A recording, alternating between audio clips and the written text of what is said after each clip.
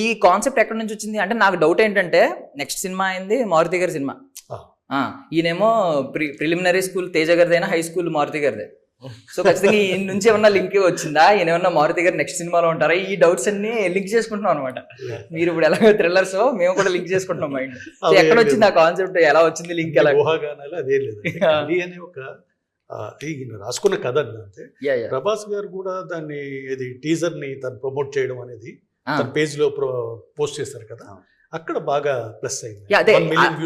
వాళ్ళు ప్రమోట్ చేయడానికి రీజన్ ఏంటని అడుగుతున్నాను. కల్కి టీం ఎందుకు ప్రమోట్ చేస్తుంది? సినిమాటోగ్రాఫర్ కూడా వాళ్ళతో పాటు అసోసియేట్ అయ్యి బేసిక్ గా మా సినిమాటోగ్రఫీ టీమ్ ఏదైతే ఉందో Nishanth and is a grapher for కల్కి అతను ఇక్కడ సినిమాటోగ్రఫర్ బేసిక్. సో అక్కడి నుంచి కనెక్షన్ వచ్చింది. అండ్ అశ్విన్ గారు మా షూటింగ్ అవుతుంటే మా సెట్ కూడా వచ్చారు. బికాస్ విషింగ్ వెల్ మొత్తం చూసి మమ్మల్ని అప్రిషియేట్ చేసి ఆల్ ది బెస్ట్ అని చెప్పి వెళ్ళారు. సో ఆ టైంలో మేము అడగడం జరిగింది అనమాట, సార్ టీజర్ కానీ ట్రైలర్ కానీ ఏమన్నా. సో ఆయన రిలీజ్ చేయడం, అలాగే ప్రభాస్ గారిని అడగడం. సో అలా సెట్ అయింది.